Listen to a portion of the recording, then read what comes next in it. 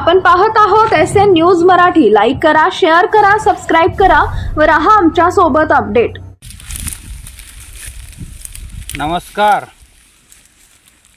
तुम्ही या ठिकाणी आता सध्या काय करताय? आम्ही मेंढर राखायला लागलोय. बर. आम्ही या ठिकाणी येत असताना आम्हाला एक आवर्जून लक्षात आलेली गोष्ट पाहायला मिळते की तुम्ही या ठिकाणी मेंढर राखायला आम्हाला दिसताय. आणि सगळ्यात महत्त्वाचं म्हणजे आम्हाला असं जात येते का ऐकायला भेटले आम्हाला लोक की ते म्हणाले की बारामतीचा उमेदवार इथं कुठंतरी आहे, बारामतीचा उमेदवार कोण आहे म्हणून आम्ही बघत आलो.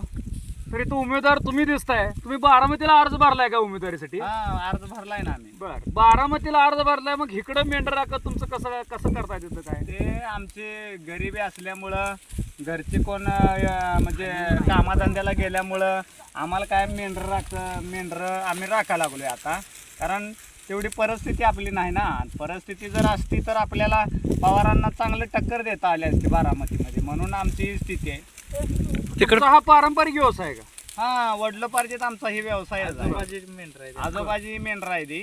तिथनं चालत ही आलेला आमचा धंदाच आहे. साधारण किती वर्षापर्यंत धंदा असेल व्यवसाय? साधारण आजोबा म्हणजे आजोबाजी झाली असेल 50-60 वर्ष. आणि तिथनंच आमचा धंदा आहे. वडलोपार्जित धंदा आहे 60-70 वर्षापूर्वी. आता एवढं सगळं करत असताना मग तुम्ही एवढं ह्या राजकारणाकडे कसं काय वळला होतो? राजकारणाकडे वळायचा विषय म्हणजे मी स्वतः MA BEd आहे. आणि ह्या राजकारणी लोकांनी एक धंदा केला आहे राजकारणाचा. MA BEd असून मला कुठेही नोकरी नाही. मग मला परत कळाले की बाबा राजकारणी या लोकांनी धंदा केला आहे तर डॉक्टर बाबासाहेब आंबेडकरांचं आम्ही संविधान वाचलेलं आहे. आणि त्या संविधानामध्ये प्रत्येक मेंढर राखणारा असू द्या, गुरं राखणारा असू द्या, शेळ्या राखणारा असू द्या, शेतकरी असू द्या, कुठलाही समाजातला माणूस हा खासदारकीसाठी आमदारकीसाठी अर्ज भरू शकतो. आणि अन्यायाला वाचा फोडण्यासाठी एक मेंढपाळाचा पोरगा म्हणून मी बारामतीमध्ये अर्ज भरलेला आहे, पवारांच्या विरोधात भरलेला. तिकडे रणधुमाळी चालू आहे प्रचाराची. तुमचा प्रचार कशा प्रकारे? आता त्यांच्याकडे पैसा आहे म्हणून त्यांचे रणधुमाळे आहे. त्यांच्याकडे पैसा नसला तर नुसते धुरच आहे. मग तुम्हाला काय नेमकं तिथल्या प्रभागातील त्या मतदारांना काय संदेश द्यायचा आहे तुम्हाला नेमकं? हे बघा, आम्ही रोज सकाळी बाळूमामाचं नामस्मरण करतो, मायाका देवीचं नामस्मरण करतो. त्याचबरोबर आमच्या धनगर समाजातल्या ज्या देवदेवता आहेत, बिरोबा आहे, यांचं नामस्मरण करून आम्ही आमच्या कामाधंद्याला सुरुवात करतो. बारामती निवडणूक लढवण्याचं कारण की ह्या देवदेवतांना आम्हाला एक संदेश आला की बारामतीची जागा आता रिक्त आहे आणि आपल्याला न्याय वगैरे मिळू शकतो. MA BEd DEd झालेल्यांना नोकरीसाठी असेल किंवा कशासाठी असेल तुम्ही अर्ज भरा. अशा पद्धतीनं आम्ही तिथं अर्ज टाकलेला आहे. आणि हे काय हो, ही राजकारणी लोक सगळी एकमेकाला मॅनेज आहेत. आता मला सांगा ना, एक काँग्रेस पक्ष, राष्ट्रवादी पक्ष, उबाटा, शिवसेना, म्हणजे आता ही सगळी एकत्र आहेत. आणि ज्या वेळेला विधानसभा लागल, ग्रामपंचायत लागल, त्यावेळेला ही सगळी लोक वेगळी आहेत. म्हणजे इथं लोकांना भुलवण्याचं काम ह्या ठिकाणी चालू आहे असं मला वाटलं. म्हणून मी एक दिवस मेंढर राखायचं बंद केलं आणि तिथं जाऊन अर्ज टाकून आलो आणि परत अजून मेंढराला सुरुवात केलं. कारण हे आमचा धंदा असल्यामुळं आम्हाला करणं भाग आहे रोजीरोटीसाठी. म्हणजे तुम्हाला असं म्हणायचं आहे की जे आता जनतेची दिशाभूल याकडून होत आहे त्यांना सावधान करण्यासाठी म्हणून तुम्ही राजकारणामध्ये येतात असं तुम्हाला म्हणायचं आहे? हां, 100%. आज तुम्हाला सांगतो, या माझ्या मेंढ्यांची शपथ घेऊन सांगतो, एक दिवस धनगराचा खासदार होणार. आणि आता जी धनगराची झाले तीच आणि झालेल्या धनगरातला उपमुख्यमंत्री सुद्धा, ह्याच्यासाठी सुद्धा मी आवाज उठवलेला आहे. धनगरांच्यातला उपमुख्यमंत्री व्हावा ही सुद्धा माझी इच्छा आहे. त्यामुळं आम्ही 100% बारामती लढवणार आहे. आमच्या पद्धतीनं होईल. आणि जो काय बारामतीतला धनगर समाजाला एक माझं आव्हान आहे, हे बघा, तुम्ही कोणा मागणं फिरताय, कोणाचा प्रचार करताय हे मला माहीत नाही, पण आपला एक समाज बांधव म्हणून आम्ही तुम्हाला आवाहन करतो की मतं ही क्रमांक 2 आरवाय घुटुगडे यांना तुम्ही मतं टाका. आणि ही पडलेली मतं थेट आपल्या समाजातील देवदेवता ह्यांना जाणार आहेत. यासाठी तुम्हाला मिळालेलं चिन्ह कोणतं आहे?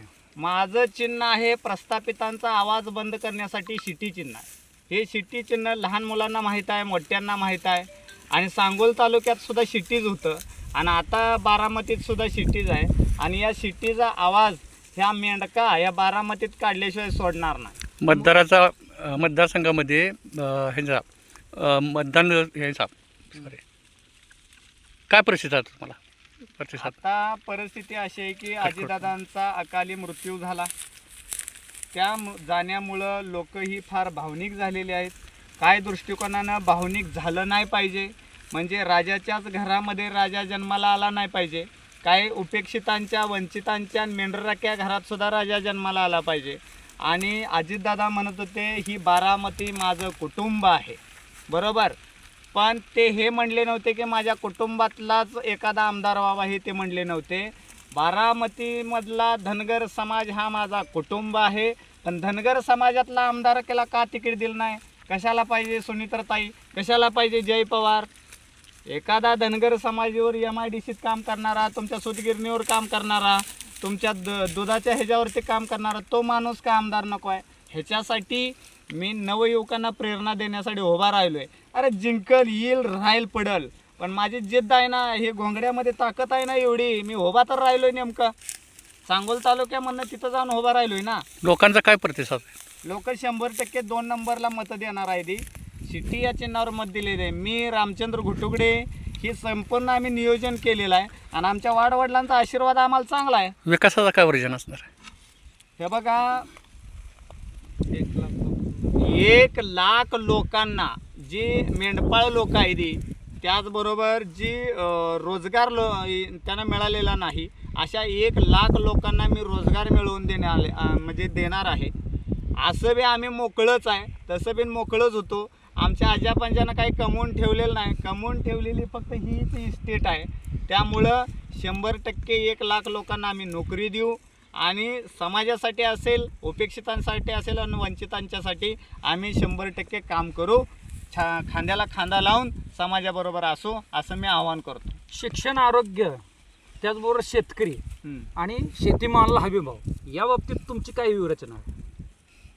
हे बघा, शिक्षण, तुम्ही म्हणताय की शिक्षण, आज शिक्षण कोणा ताब्यात आहे? ज्यांचं कारखाना आहे त्यांच्या ताब्यात आहे. विखे पाटलांची स्वतः संस्था आहे का नाही? मग विखे पाटील हे 2.5 लाख रुपये घेतात मुलांच्या ॲडमिशनसाठी. मग आमच्या धनगर बांधवांना काय लोकर विकून, मेंढरं विकून 2.5 लाख रुपये ह्यांचे भरायचे का? अनेक काँग्रेस पक्ष, राष्ट्रवादी पक्ष, भाजप ह्या पक्षांच्या लोकांच्या संस्था आहेत.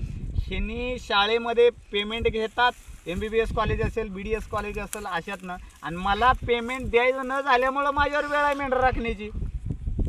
आमच्यात गरीब आहे ना. त्यामुळं शिक्षण, आरोग्य आणि हे सगळं गरिबांच्या घरामध्ये जन्माला आलं पाहिजे. कशाला पाहिजे तुम्हाला कॅन्डी हॉस्पिटल आणि ही मोठी?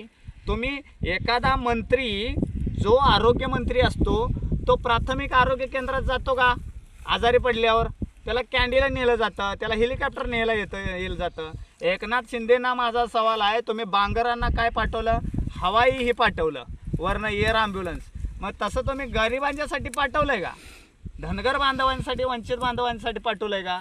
त्यामुळं राजकारण ही तुमची घरची सेवा आहे असं मी समजतो. त्यामुळं बारामतीतील लोकसंख्या 100% याच्यामध्ये बदल केल्याशिवाय राहणार नाही. आणि काय नाही, आम्हाला काय, आम्ही फकीरच आहे. आम्हाला बाळूमामाचा, मायाका देवीचा, बिरोबाचा आशीर्वाद आहे. त्यामुळं आमचा गोपीचंद पडळकर असो, महादेव जानकर असो, ह्यांच्यातला बी कोणतरी उपमुख्यमंत्री झाला पाहिजे, ही आमची अपेक्षा आहे. बाबासाहेब देशमुख असो, हे उपमुख्यमंत्री झाली पाहिजेत. हो, का नाही झाली पाहिजेत? आपली राज्यामध्ये 2 नंबरला संख्या आहे.